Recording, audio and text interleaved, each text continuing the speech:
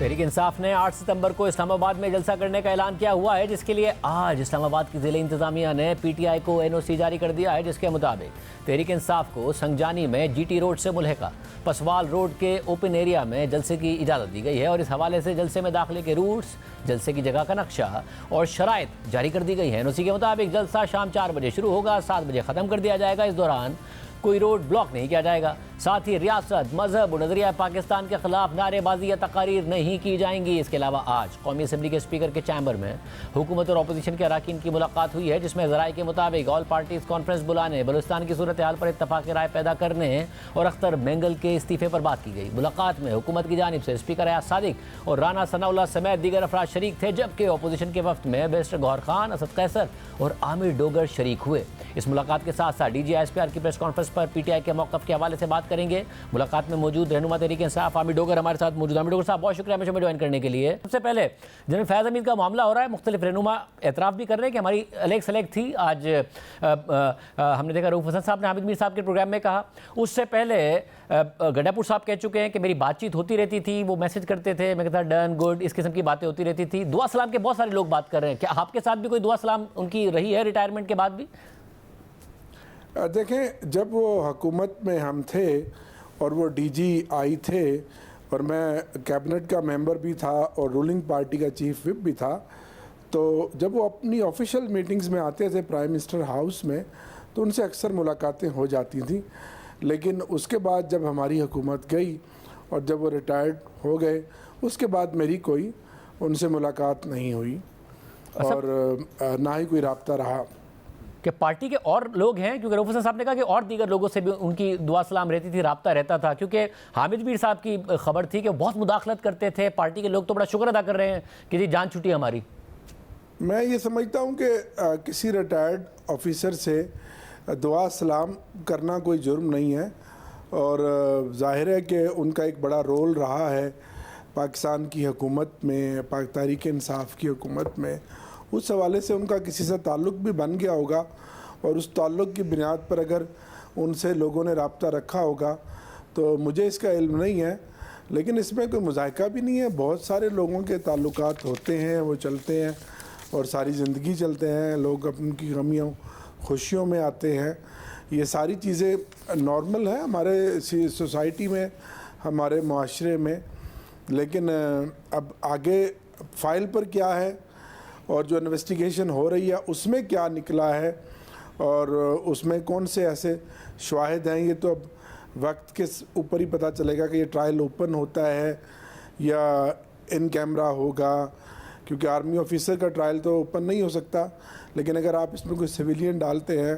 تو اس کے بعد دیکھنا پڑے گا کہ اس وقت اس ٹرائل کی شکل کس طرح سے ہوگی اور وہاں ماحول کیا ہوگا۔ صاحب، آج جب D G S P R سے سوال ہوا اس حوالے سے تو انہوں نے کوئی میرے واضح بات نہیں کی، مگر یہ ضرور کہا کہ اگر کسی فرد کو یا افراد کو جو آرمی ایکٹ کے تابع ہو، ان کو اپنے ذاتی سیاسی مقاصد کے لیے استعمال کریں اور اس کے ثبوت و شواہد موجود ہوں تو قانون اپنا راستہ خود بنا لے گا،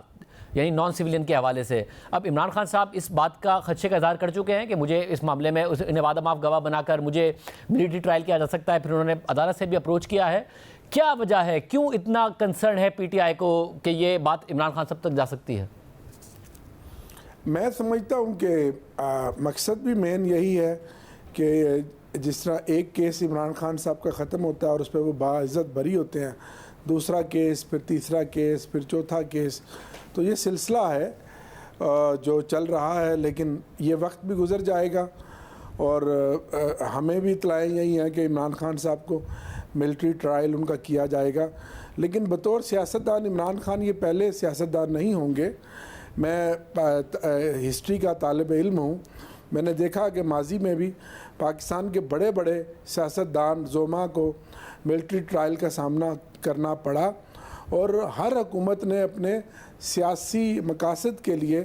ان اکابرین کے خلاف ٹرائل کیے، ان کو سزائیں دیں، سخت سزائیں دیں، لیکن پھر وقت نے ثابت کیا کہ وہ سزائیں سٹینڈ نہیں کر سکیں، اور الٹیمیٹلی وہ تمام لوگ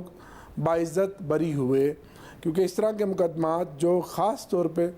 پولیٹیکل موٹیویٹڈ ہوں اور کسی خاص ہدف کو نشانہ بنانا ہو، تو الٹیمیٹلی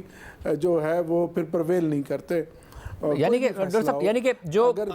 اس وقت آپ بنیاد پر کیا جائے جو اس وقت آپ کی جماعت کے ساتھ ہو رہا ہے، آپ کا جو خدشہ ہے وہ اسی بنیاد پر ہے کہ ایک کیس سے فارغ ہوتے ہیں، دوسرے کیس میں عمران خان صاحب کو الجھا دیا جاتا ہے کہ ان کو کوئی ملٹری ان کا ٹرائل ہو سکتا ہے، یا یہ وجہ کوئی ایویڈنس کی بنیاد پر ہے کہ کہیں نہ کہیں آپ کی پارٹی میں مداخلت تھی اور 2 سال ابھی ہوئے نہیں تھے ان کو ریٹائر ہوئے وہ آپ کی پارٹی کے معاملات چلا رہے تھے، عمران خان صاحب سے رابطے میں تھے یا پارٹی کے دیگر لوگوں سے رابطے میں تھے اور مداخلت کرتے تھے جنرل فیض حمید، ایسے کوئی شواہد موجود ہیں؟ دیکھیں اب یہ تو جی وہی والی بات ہے کہ ہم بھی زبانی پتہ چل رہا ہے، فائل پہ جب کوئی چیز آئے گی پروسیکیوشن لائے گا تو پتہ چلے گا، کیونکہ عمران خان صاحب تو جیل میں ہیں کم و بیش 1.5 سال سے، اور 1.5 سال میں عمران خان صاحب کا کیا رابطہ ہوا ہوگا، اس کی نوعیت کیا ہوگی، اور جیل میں بھی جس سخت اذیت کی جیل وہ کاٹ رہے ہیں، اور وہاں CCTV کیمراز ہیں، ہر چیز کنٹرول ہے، اور ان کو ایک سیل میں رکھا گیا ہے۔ میں نہیں سمجھتا کہ ان کو کوئی اس طرح کی ایکسیس بھی حاصل ہوگی، اگر کچھ ایسی ایکسیس حاصل تھی تو وہ ان اداروں کی یا جن کے وہ زیر قید ہیں، مقید ہیں، یہ تو اب ان پر بھی کوسچن جاتا ہے نا۔ لیکن یہ ساری کی ساری چیزیں ابھی قبل از وقت ہیں، جب تک کوئی چیز ٹھوس سامنے نہ آئے تو یہ اندازہ ہی ہیں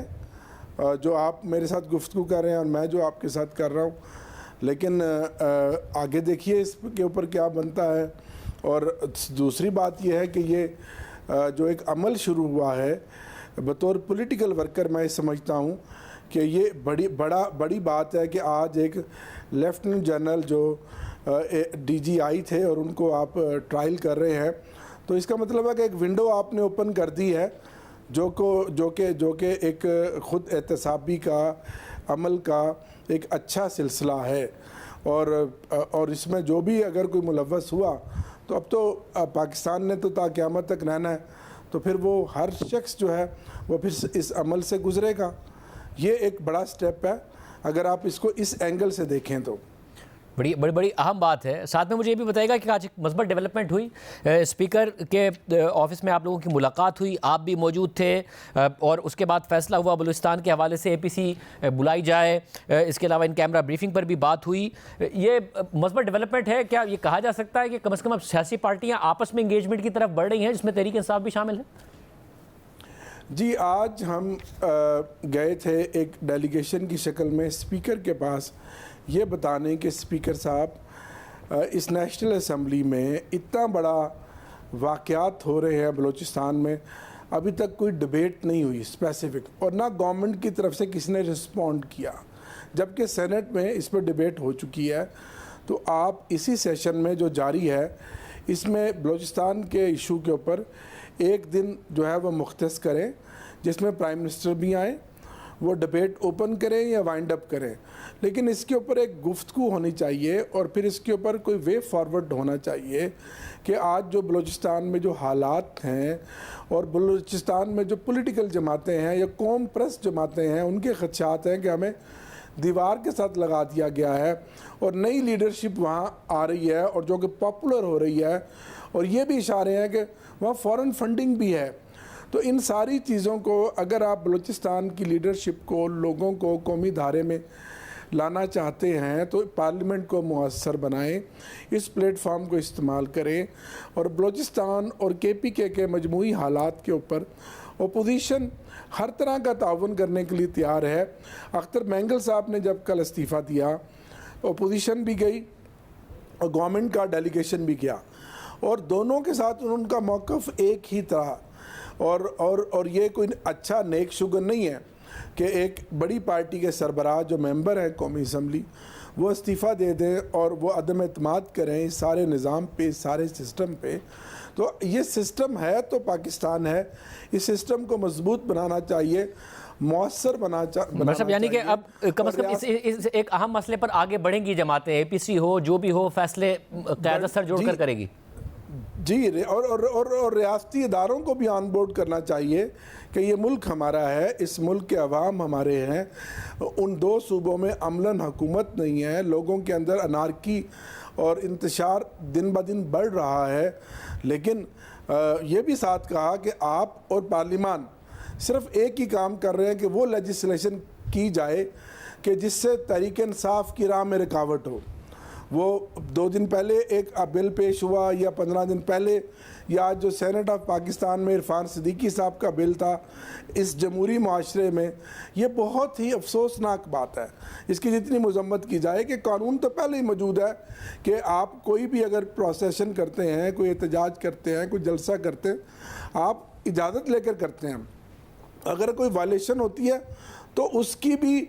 سزا ہے, لاء موجود ہے. لیکن اس طرح کے بل لانے, یہ تو وہ فرنگی کی یاد انہوں نے تازہ کر دی کہ انگریز کے زمانے میں جب تحریکیں چلتی تھیں آزادی کی, اس زمانے میں جو لوگ بولتے تھے, بات کرتے تھے, اس طرح کے ظالمانہ آمرانہ قانون بنائے جاتے تھے کہ ان کی زبان کو بند کیا جائے. یہ فسطائیت کی انتہا ہے. اور افسوس کہ آج پیپلز پارٹی کی جو سینیٹرز تھے وہ اس کمیٹی میں موجود تھے, جو سو کالڈ ڈیموکریٹ بنتے ہیں, جو کہتے ہیں ہم نے جمہوریت کے لیے, آزادی رائے کے لیے بڑی قربانیاں دی, انہوں نے بھی ووٹ اس کے حق میں دیا.